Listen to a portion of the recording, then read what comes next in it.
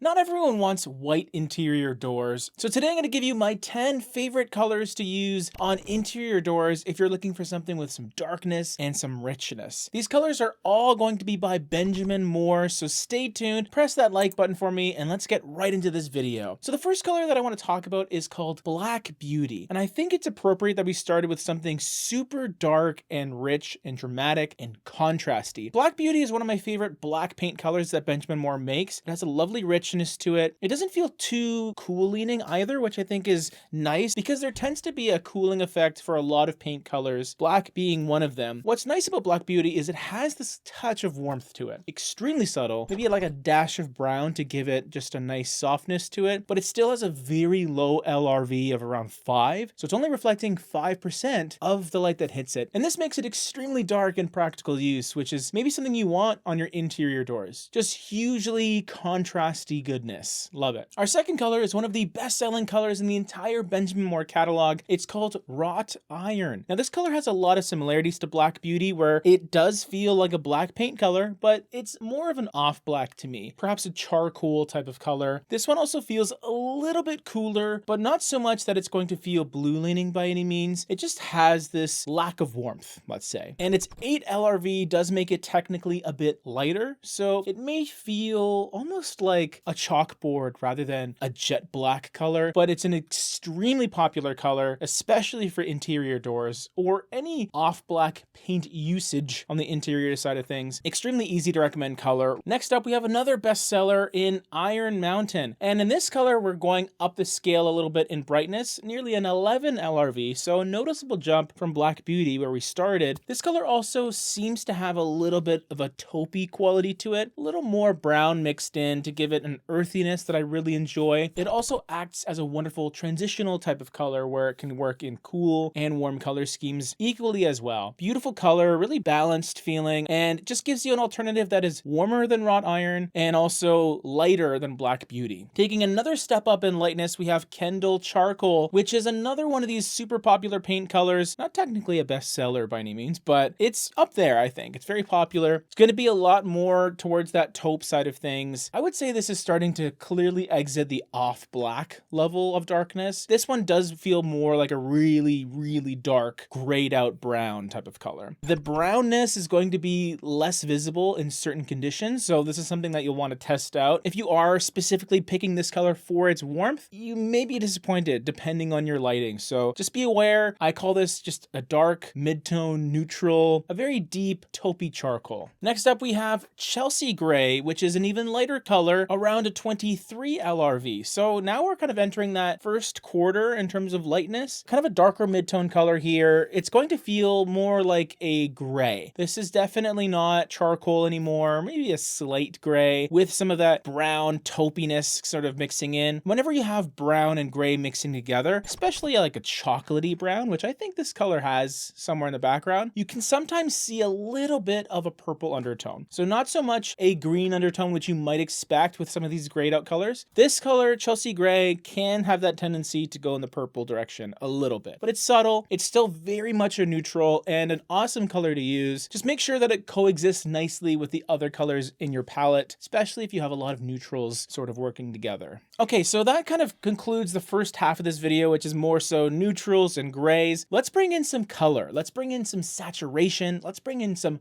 hues, and not Hugh Jackman, although I'm kind of a fan of Greatest Showman, whatever it's called. Before we get into these next batch of colors, please subscribe if you're interested in this kind of content. I'm James from The Paint People, and we do painting and decorating videos, color palettes every single week. So press that button if you really want to stay up to date, because we put out a lot of videos, and it's just a good time over here, if you ask me, in my basement studio alone. I mean, I'm not totally alone. I got a baby monitor, so.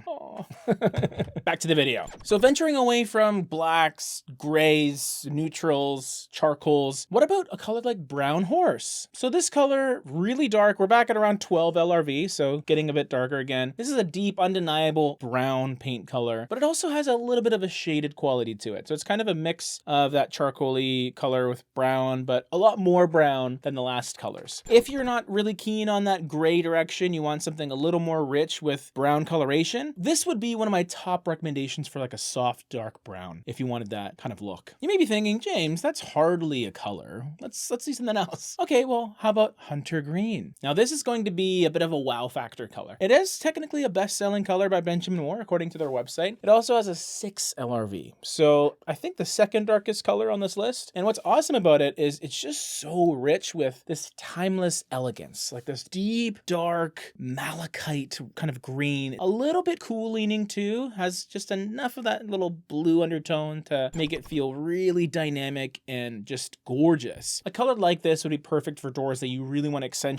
Maybe they have some intricate details. They're not just flat panels, or I mean, you could do that too. But I think if you're going to use a color like this, it's going to grab the eye. So make sure you use it on something that's kind of nice. That's just me though. Next up, we have a color that has a little bit of brown, but takes things into a very different direction. It is called chestnut. Now, this color has a pretty noticeable red undertone to it. It also has around a 9 LRV, which is pretty rich. And this is going to be very complementary to that last green color we talked about. So maybe don't use both of them in the same space, please. It'll just be too much, I think. But really, this has just a barnyard type of coloration to it. It really harkens back to those beautiful burgundy exterior paint colors from the past. So it is kind of a brown-red mixture that I really enjoy. And it's pretty balanced as well. Like, it doesn't feel like a full-out red. There's enough of that brown to just give it a settled down feel. Still an accent color, I would say. Still pretty saturated, so just keep that in mind. But next up is a color I think we all know and love if you're a fan of this channel. If you're a subscriber, you already know this one. It is the navy blue called Hail Navy. All hail the Navy, even though it's not spelled the same way as hail. Anyway.